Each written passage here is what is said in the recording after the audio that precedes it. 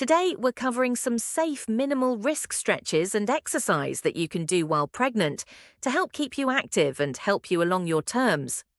We're going trimester by trimester, so no matter where you are right now, there's something here for you today.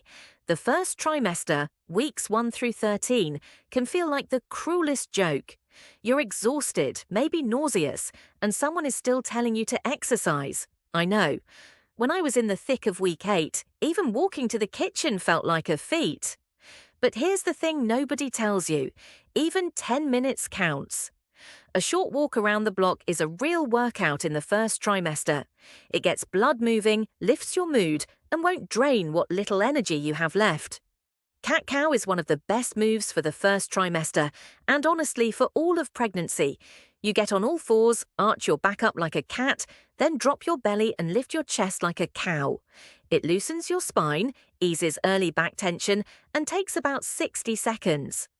Deep breathing is also a legitimate first trimester workout, and I say that without a trace of sarcasm. Diaphragmatic breathing, where you breathe all the way down into your belly, strengthens the deep core muscles that support your growing uterus. It also doubles as your anxiety reset button, which in the first trimester you will absolutely need.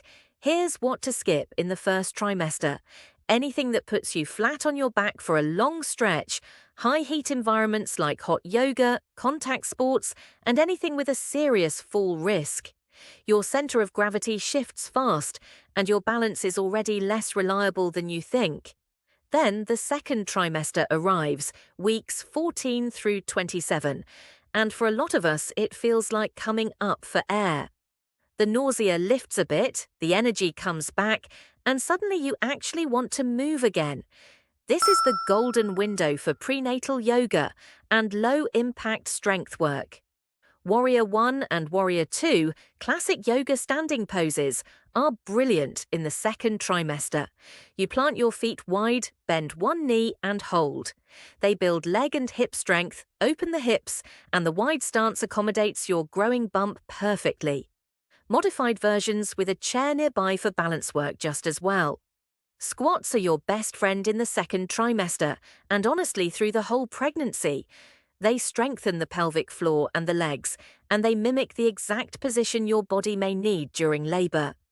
Wall squats, where you lean your back against a wall and slide down, are especially comfortable when your bump starts to feel heavy. Swimming and water aerobics deserve a special mention here.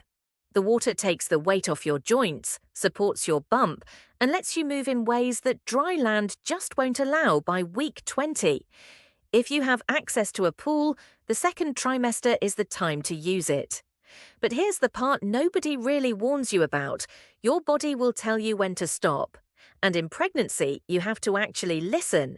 If something pulls, cramps, or feels sharp, that's your cue to come down out of the pose and rest.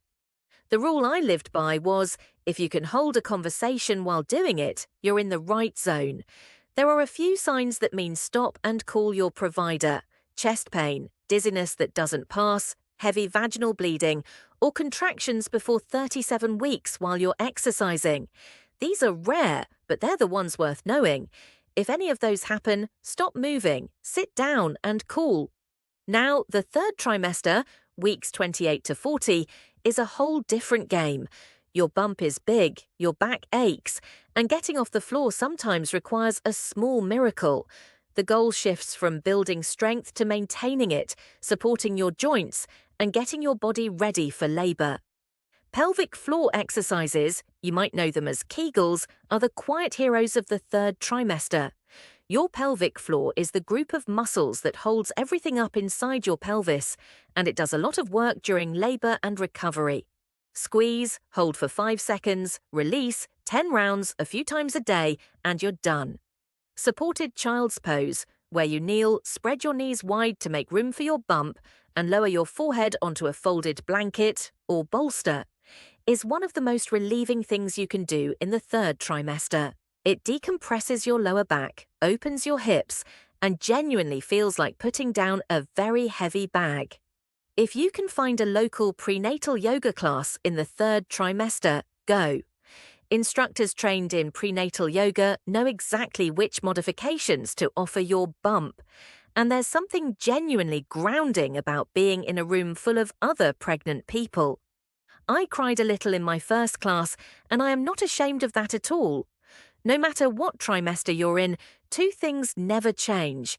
Drink water before, during, and after every session, and keep yourself cool. Your body temperature runs higher during pregnancy, and overheating is the one thing that can turn a safe workout into a problem. If you're flushed, dizzy, or feel way too hot, stop, sit in the cool, and drink. Here's the part that genuinely surprised me when I first learned it. Regular low-impact exercise during pregnancy has been linked to shorter active labor and faster recovery after birth. Your muscles are stronger, your stamina is better, and your body is already used to breathing through discomfort. Every squat, every walk, every child's pose is a tiny investment in your labor day. So what does a real week actually look like? Aim for about 30 minutes of moderate movement on most days, but break it into 10-minute chunks if that's all you've got. A walk Monday, cat-cow and breathing Tuesday, a prenatal yoga video Wednesday. Done. It doesn't have to be a production. Consistent and gentle beats intense and sporadic every single time.